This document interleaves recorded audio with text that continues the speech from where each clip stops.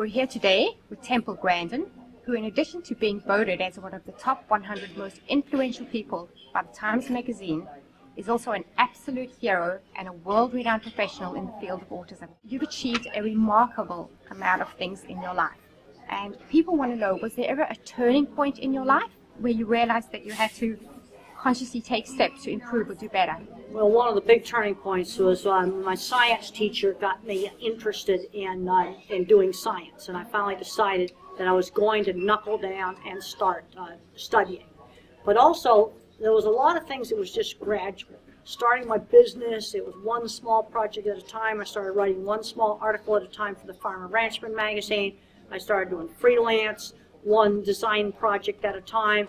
Building up my business was very gradual. There are a few turning points, but there's also an awful lot of just gradually improving. I know that deep pressure and your squeeze machine helped you greatly when you were growing up. But in today's world, with all the technology and advances, what do you think would most help, sensory-wise, a child focus and concentrate in a classroom? Children have different sensory problems. Some kids are visually sensitive, and 60-cycle fluorescent lights make the room look like a fluttering strobe light discotheque. I do not have that problem. Sensory problems are very variable. One kind of kid, you got to get them away from 60-cycle fluorescent lights. I was fine with fluorescent lights. Another kid may have sound sensitivity, and loud noises may hurt his ears. Another person may have problems with the scratchy clothes against their skin. Another individual, strong smells. It can be very, very variable. The sensory problems are real, and they can be very debilitating. There are some people that can't tolerate just being in a normal restaurant because they'll be in sensory overload.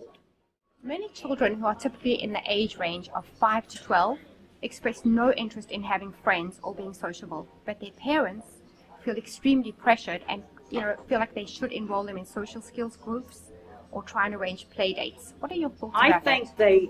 I had friends who shared interests, building art projects together, building a tree house together, flying kites together.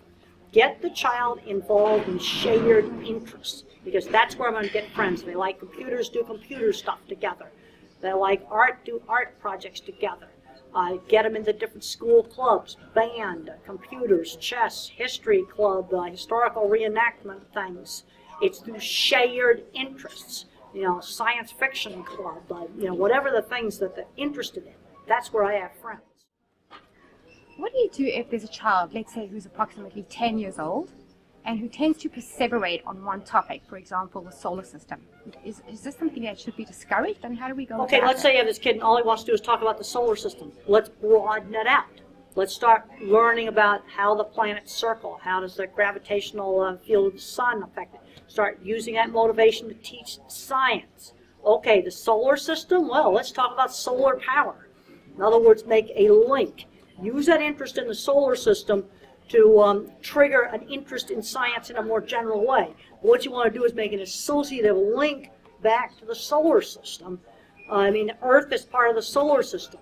Let's start studying how the sun affects the Earth, and you broaden it out.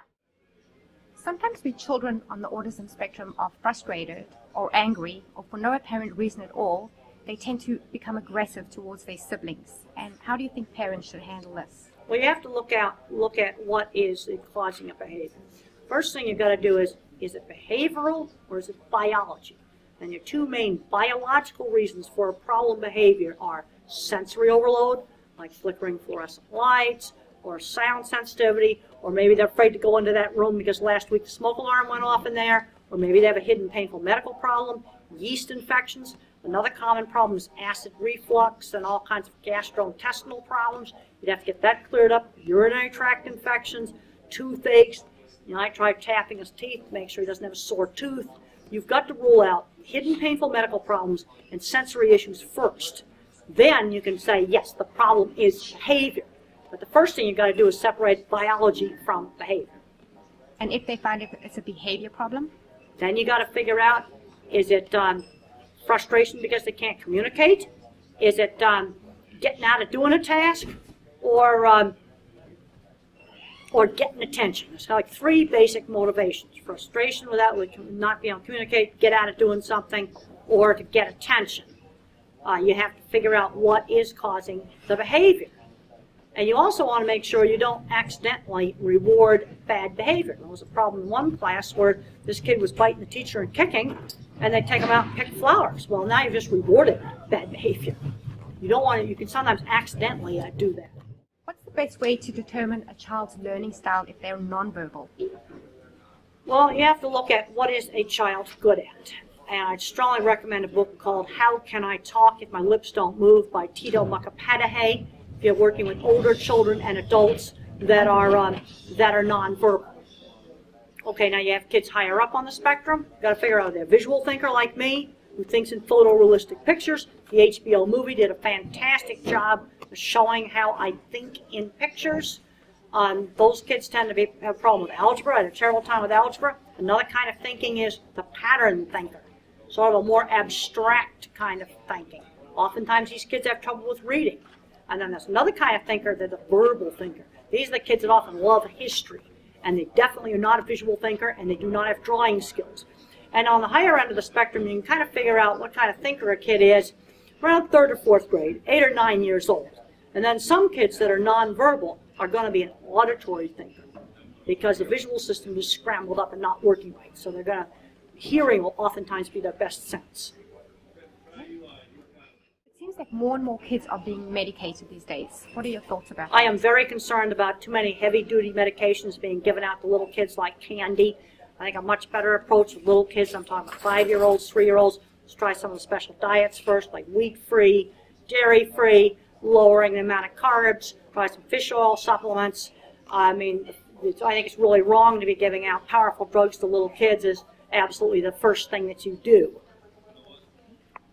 But on the other hand, there's a place for conservative use of medication, older children than adults. You try a medication, you want to go, did it actually work? And for a medication to be worth the risk, there should be some wow factor, like, wow, this really works. For anxiety problems, sometimes a little tiny dose of Prozac works. Sometimes only a quarter or 1/2 the starter dose. The mistake that's made with drugs like Prozac is giving too high a dose. Take too high a dose, people on the spectrum, you're going to get agitation and insomnia. And too oftentimes doctors are raising a dose when they need to be lowering. Prozac's actually a really, really good drug, and but you got to use it in just small amounts for people on the spectrum. And it especially works for anxiety. People on the spectrum are constantly being corrected and told to behave differently. And how do we do this and not destroy their self-esteem? I got self-esteem through getting recognition for things I was good at, like doing drawing. It made me really happy when I designed a cattle handling facility and a rancher built it, and then I got, praised and paid for building it. I got self-esteem through getting recognized for good work that I did, using my area of skill, which was visual thinking. A common concern seems to be that children do things like they constantly replay a video in their head, or they keep repeating certain phrases. How do we tackle that? Well, I did that. When I was a little kid, I was called tape recorder for saying the same thing over again and talking about my favorite subjects over and over and over again. After I went on antidepressants in my early 30s, I got less that way. In fact, the movies showed me in the 60s and the 70s, before I took antidepressant medication, you have to have some rules. Don't talk about the same subject more than twice to the same person. And cutting the anxiety down, that helps to reduce some of that separation. You also need the direct fixations into skills that other people want and appreciate. In the HBO movie, I built the gate that could be opened up in the car. I actually built that gate. It was shown exactly the way it was shown in the movie. Well, that was something that my aunt appreciated that. Sometimes children's skills are really obvious, such as music or drawing or on the computers. But what about if their talents are not as clear? What can parents do to sort of help them? Well, sometimes it isn't really clear what the person is good at. Usually, if a kid's going to be good at drawing, by 3rd or 4th grade, 8 or 9 years old, you'll see the drawing skill. You cannot tell in 3 and 4-year-olds, usually. Kids usually have to be a little bit older before you can start to see where the skills are. But what does the person like to do? We need to be thinking more and more, what is this person going to do when he grows up? We're not doing enough thinking about that. And another thing that concerns me is I'm seeing too many people getting fixated on autism rather than getting fixated on some favorite thing, like astronomy, or in my case it was cattle chutes. Because that fixation on cattle chutes That was the drive that made me start my career. And if I'd been fixated on autism, I wouldn't have done my career. Reading comprehension is fairly easy when it just comes to the facts. But what about when it gets more abstract and you can't use visuals? What do you suggest we do there?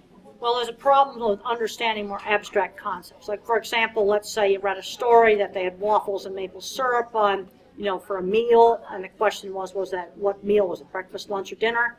That's kind of a bit more abstract than just saying, well, what was the name of the two people, Jim and Sally, for example. Well, one of the ways to teach that is by many specific examples. Autistic thinking is bottom-up thinking. Every concept is learned by specific examples. How do you teach a concept like not running across the street? You've got to teach it in many different places. How do we teach number concepts? If we just teach number concepts with counting pennies, then the child might think it just applies to pennies. You've got to teach it with pieces of candy, toy dinosaurs, pencils, paper clips. Then they'll start to understand that number concepts apply to many, many different things. You've got to teach proportion, less and more. Okay, I got half a bottle of water, or I got a full bottle of water. I got a half an apple, or a whole apple. You teach it with many different things. And so basically they'll have a way to categorize that information. Well, you just have to explain it. I think you just have to take a whole lot of stories and just explain it. Well, they had waffles. Waffles are breakfast food. And you just explain enough of these specific examples, they'll build up a database of specific examples. And then they'll read another story where it's enough similar that they'll be able to figure it out. They'll start to get the pattern. But that's how everything has to be learned in specific example.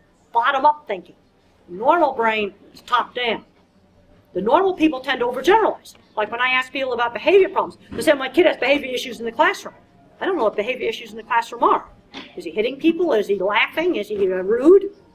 What exactly is he doing? Parents are very concerned about siblings and the family unit. They want to keep the family unit together on outings, but they don't want their siblings to lose out on events that children with autism can't handle. So well, I think that for the siblings need to get some quality time. Mother addresses that in her book, and I think there's some situations, especially with a child with severe autism, where the siblings and the parents need to do some events just on their own and have a sitter or somebody take care of the child with autism. And then other events you want to try to do together. Hopefully maybe, some dinner outings or church or synagogue. Hopefully some of that can be done together. Parents never know if they should reveal their diagnosis to the child because they're often afraid that their children will use it as a crutch. So do you suggest that parents tell their children? I think some of the best things we're going to do is read some of the books by people on the spectrum. Now, of course, none of those books existed when I was a child. But it would have helped me to read some books, people on the spectrum. But I'm also getting concerned about kind of a handicap mentality, where sometimes the kids are not pushed enough. Like the kid's lazy and, he's 13 years old. I think he maybe needs to walk some dogs or have a paper route. When I was 13 years old, I had a little sewing job. When I was 15, I took care of 9 horses. I'm learning his work skills. The thing is, you got to push something. If you don't push it all, then there's not going to be any advancement. If you push too hard, then there's going to be temper tantrums and problems. You kind of always got to keep pushing the envelope a little bit, or they're not going to advance. My mother was, she had really good instincts. I didn't want to go to the ranch originally. My aunt's ranch, I was afraid to go. She gave me a choice, 2 weeks or all summer. But on the other hand, I had lots of information about the ranch before I went. No surprises. Surprises scare. I had pictures of the ranch. I talked to Ann on the phone. So it wasn't a total surprise. When you were in high school and by the time you got to college, you had already endured so much taunting and bullying from other kids. How did you manage to keep your chin up and move forward and just not let your self-esteem get destroyed? Well, the only way I managed to survive all the teasing, and it was horrible, is there was some refuges away from teasing. Horseback riding, electronics lab, model rocket club. Those were places where there was no teasing. And I had friends and peers in those activities. That's why we've got to get these kids into these activities where you can do shared interests. What do you think are your main qualities that have made you so successful today? Well, you've got to have perseverance. I can remember when I had some problems at one of the meat packing plants, the plant superintendent said to me, you've got to keep persevering.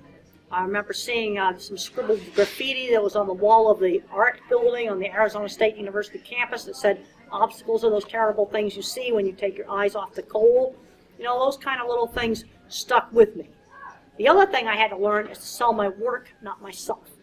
And I remember going to an agricultural engineering meeting in the early 70s, and they didn't want to talk to me because I was too weird. And then I took out those drawings that I showed in my talk of the dip vat, and they go, "Oh, wow, you drew that?" And I have to say, one thing that really turned me on in the HBO movie is my actual drawings were in that scene with the conference room with all the people standing around it. A child who's 5 to 10 years old, what can parents do to really prepare them for the world? Well, you got to take, kids 5, 10 years old and expose them to a lot of different things. I was taken out to a lot of different places. By the time I was 6 or 7 years old, we could go to a nice restaurant, and that'd be a quiet one.